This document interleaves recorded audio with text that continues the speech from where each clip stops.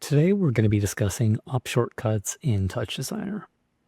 Op shortcuts are a set of techniques to make it easier to refer to things from other places in a project. There are a few types. There are global, parent, and internal shortcuts, and the way that you use each type is pretty similar, but each one is useful in different types of situations. We'll start with global op shortcuts.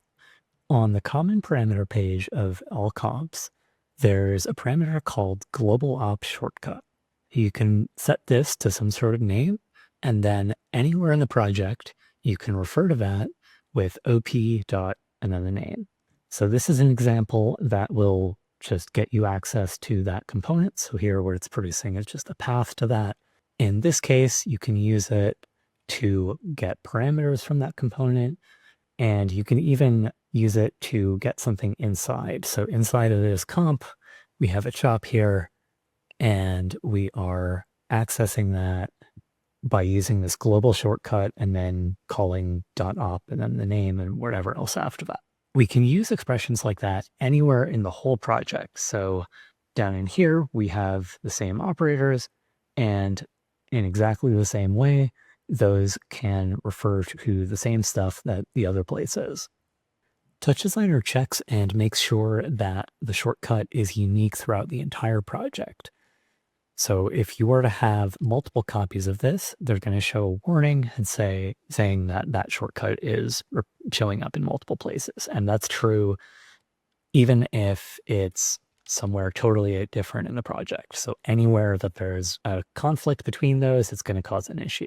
But if we were to delete this original one, then the only one that's left is going to be the one that we put into the subcomponent. But that's fine, so because any of these things are referring to it with that shortcut and not with a specific path. So as long as it's somewhere in the project, it'll work.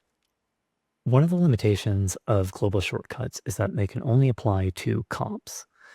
For example, this chop doesn't have a setting for that. So you can't have a global shortcut that refers to a chop, only to a comp. But as we showed with this expression here, you can use a shortcut to get to that comp and then use a path within that to access something like a chop. I tend to use very few global shortcuts, and I reserve them for things that need to be referenced from everywhere in a project. And even then, I typically prefer internal op shortcuts, which we'll cover later. Next are parent shortcuts. A parent shortcut is another setting on the common page of every comp. So in this case, we're using the parent shortcut instead of the global op shortcut. Similar to with the global one, you provide a name, and then that provides a way for other things to refer to this component. But unlike global shortcuts, this is only accessible inside of this component. What we're showing here is one of the most common examples of these, and it's a widget from the Touch palette. Inside here, you're going to find a whole bunch of other subcomponents, and they'll use this expression here, parent.widget, or whatever that name is, and then do other stuff like get a parameter or something else. So that works for the immediate children. It also works down inside, and however many layers of subcomponents you want to go, anything inside there is going to be able to do parent.widget, and it's always going to point to that top level component that has that as a setting. And since that shortcut is only available within the context of this component, if you have multiple, that's fine, and they don't need to be different. So parent.widget just means something different from inside of here than it does from inside of here. I don't typically use a ton of parent shortcuts, although I know that a lot of Touch developers do use them pretty heavily. I think the widget case is one of the best examples where you have, a piece of a UI component and that has a bunch of subcomponents, and then you want to have kind of a central place where there are settings kind of on that top level component and then refer to those, throughout its contents. That kind of situation is a good use for parent shortcuts, but I kind of prefer internal shortcuts, which we're going to discuss next. Last are internal op shortcuts, which I use a lot of. They're similar to parent shortcuts in that you're defining them on a comp and they exist only inside that comp. Unlike parent shortcuts, you can have multiple of them and they don't necessarily have to refer to this component itself. So over here on the common page, we have this parameter or set of parameters which you can add multiple of that define a shortcut and then a path to any operator. And this doesn't always have to be inside of this comp. It could even be something somewhere else. So you could have, a shortcut for something outside of that component and make it available to the contents within. Once those are set up, anywhere inside this component, even if it's in, a few layers down of subcomponents, can use this syntax here with IOP dot and then the name. So in this case, just taking a look at the parameters on that parent component, we have a shortcut here that is referring to a DAT that's buried down, one layer of children Veep inside of it. And then here in a different part, but within that same parent component, we are using this shortcut to refer to it. So this is one way to kind of directly access it. Something that I tend to do a lot of, which I might do another video about kind of more strategy on how to use these, but I'll often use a select and have that grab the operator and then have a null that's kind of a local copy of that I can reference from things that are in this network here. So you're kind of grabbing a reference to it from the global place and then just having a local way to refer to it. And then you could, have expressions that refer to it there. You could even, select rows out of that and do something else or anything that you want to do with those. I tend to think of internal shortcuts as providing a menu of important things that are relevant within a particular area of the project. So inside a particular component, there's kind of a list and it's all in one place, one after the other of the important things that the contents of this component need. For lighting-based projects, for example, there is often a pixel map that's in a top, and then you have a bunch of references to that in lots of different places throughout the project. So I'll usually set up an internal shortcut kind of at the top level of the project, and then refer to that, within several layers down of subcomponents. So in a way, they're kind of like global shortcuts, but you kind of limit them to a particular scope.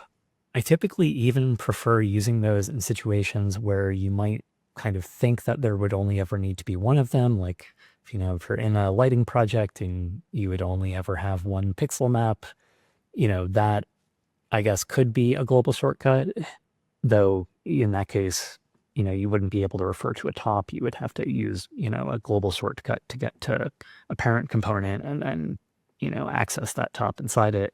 But I've encountered situations where something that I think should be kind of globally unique ends up needing to not be unique. So for example, I have a project file that has this component and then, everything within here, you would typically only think of there only being one copy if this loaded somewhere. But then later on, there ends up being a need to have kind of a second variant of it running parallel or something like that. And now suddenly something that used to be unique needs to be defined in a different way somewhere else in the project. So in this case, we have a color table, and let's say that this patterns component is coming from like an external tox file. Then over in the original one here, when we're inside of that and we refer to color table, because of how this component set up its shortcuts, color table means that particular thing.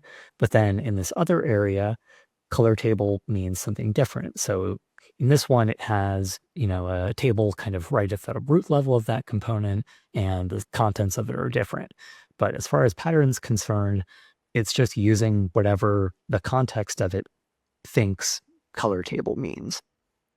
One of the other neat things about internal shortcuts is that because you are using a parameter to tell it where the operator is that shortcut refers to, You could use an expression in there to have it change dynamically, like having a shortcut for the current scene or something, and the current scene, changes depending on what time of day it is or something like that. But anything throughout, that area of the project can refer to current scene, and it's always going to just, refer to whatever the latest one is.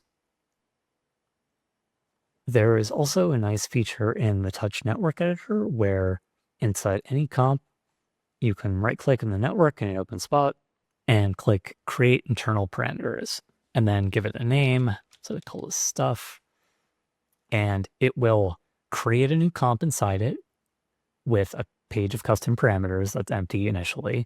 And then up on the parent, it will set up a shortcut with that name.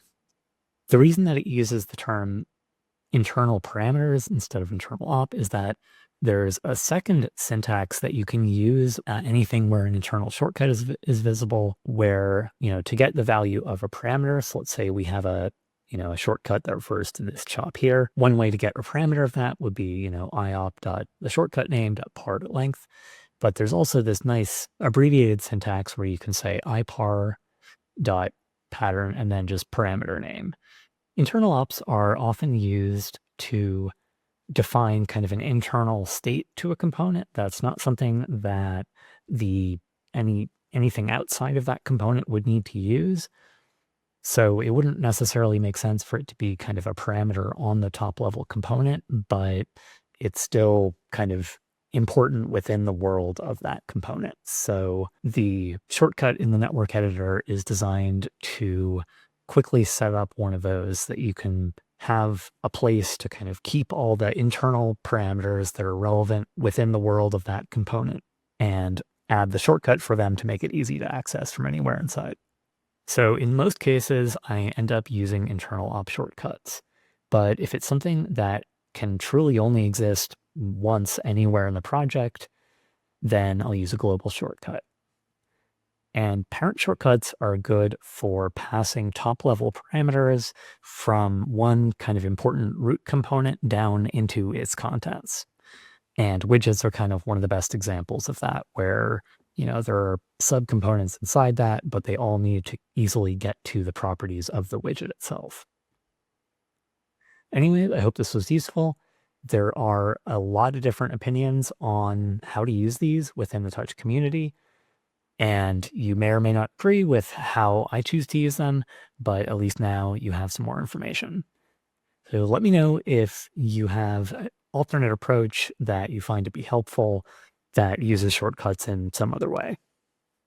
If you like this video and you want to support me making more of them, consider subscribing to my Patreon. You'll get exclusive downloads, early tutorial access, and a whole bunch of other stuff. And even if you don't feel like paying, you can subscribe for free as a way to get RayTK and other tutorial announcements. Thanks for watching, and make sure to like, subscribe, and turn on that notification setting.